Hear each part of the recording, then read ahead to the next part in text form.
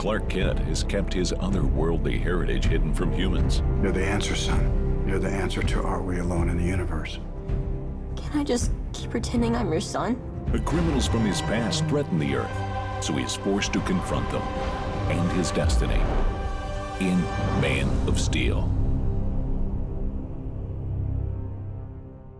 Hi, I'm Leah. I'm Scott. And I'm Aaron. And today we're here to talk about Man of Steel, directed by Zack Snyder, produced by Christopher Nolan. We've all just seen it. It was natural for Warner Brothers to turn to Christopher Nolan to work his magic on Superman after what he did for Batman.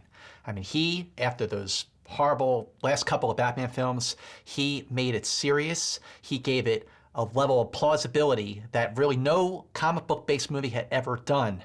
But it just goes to show you that what worked for one superhero doesn't work for another. You're wrong. You're wrong, Scott. Listen, Batman is not a superhero. He's a regular human being with serious issues, but he does not have superpowers. So the darker tone fit him perfectly. It also went back to his comic book roots back in the 40s. Superman is an alien from another planet. He's practically indestructible.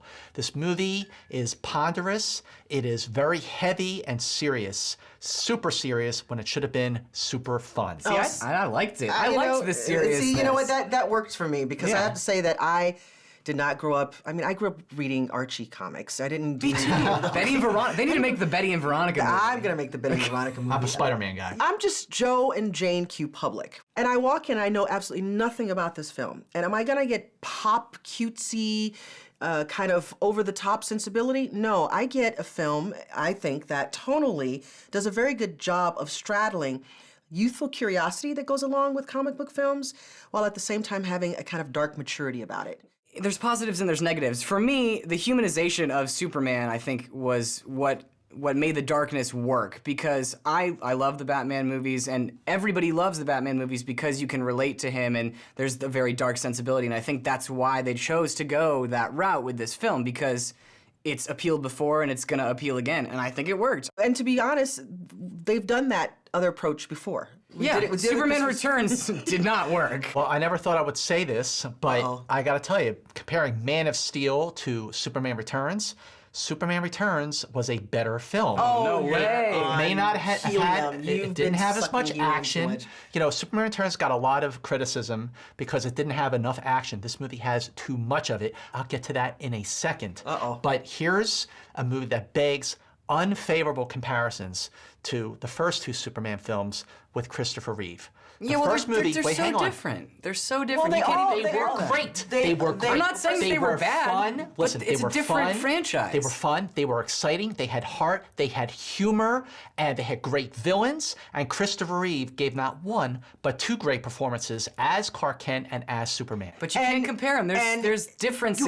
There's 30 years of difference. And 30 years later, why do something that was already done very well 30 years ago? True. This is an opportunity for, in a new age, with a whole new generation, to revisit this beloved superhero character and to make it more mature, make it more grown up, so that you can, it's a different world. I get that. It's not the late 70s anymore. It is a post 9/11 world where, if we're even gonna still believe and entertain the idea of watching comic book movies, we have to inject some degree of reality into that. And I think that Nolan and Goyer do a good job of that. It was an approach that worked better for Batman, a more grounded and plausible. But this isn't Batman. This is Superman. Exactly my point. But making it grounded and plausible is good. It makes more people relate. There's simplicity to the script that there wasn't. You're talking about a man from another planet, an alien who can fly and is practically indestructible. He's sitting there the whole movie like, oh, what is my purpose in life? Where do I But he doesn't realize that about himself until he's, what, 15, 16, 17 years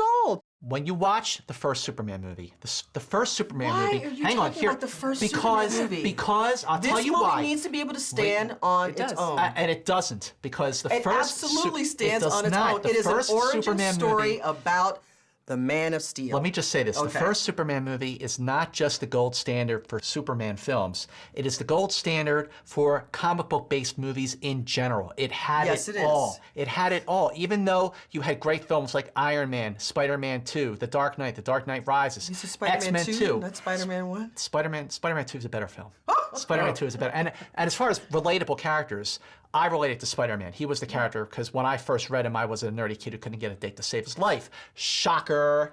But, you know, this Man of Steel, it's just too heavy. It's too heavy. It's too serious. And it's too long. And the action scenes are too long. You're right. It's too long. After the criticism that Superman Returns did not have enough action, they went overboard with this movie, and it's a law of diminishing returns. After a while, battle fatigue sets in. Well, okay, and so I got bored. Can we talk about Henry Cavill? Go for it. He handled the material well. I think that he proves that he can be a action star contender, especially with this film. I mean, he's been in some other films before, but this is definitely going to elevate him to the point where he can be in these big budget movies and people won't worry about whether he's going to be able to handle the material. He does a great job. When he crawls out of the drink and gets up on the island and comes from behind the building with no shirt on, I'm like, money shot. You're done. Thank you. So very one-note performance where the other Supermans, Reeve and Routh, and even, you know, George Reeve from the 50s, he played Clark Kent one way and then he played Superman the other way. There was almost like these actors had to play two characters.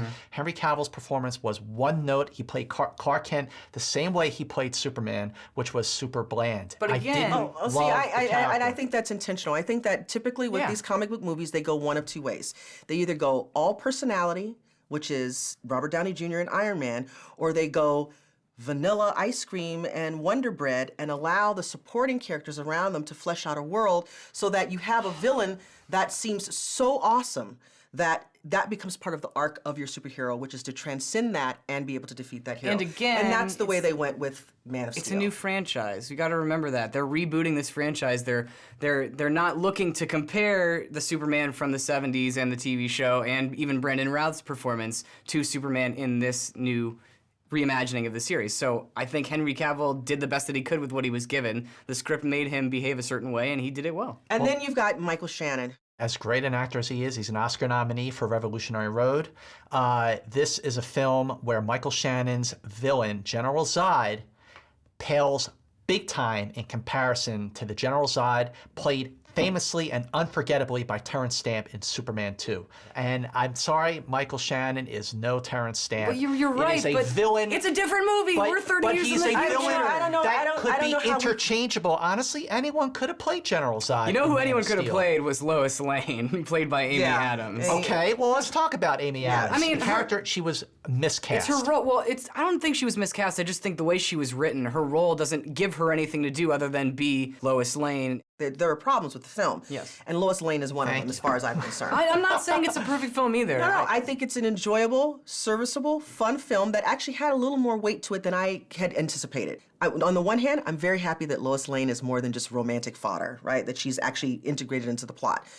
But Until the the plot end. things that they actually have her doing Are dumb. Are just dumb. But Russell Crowe as Jor-El, Great. You know, you look at Marlon Brando in the '78 movie. Yes, I'm gonna draw the comparisons again. Gosh. Now there's a character who holds up and made it his own. Russell Crowe was not only a great Jor-El, he stole this movie with the most committed, dynamic, fully realized performance out of all of them, including Superman, including General Zod. See, when Superman takes off and he shoots through the sky like a supersonic jet, that was really cool.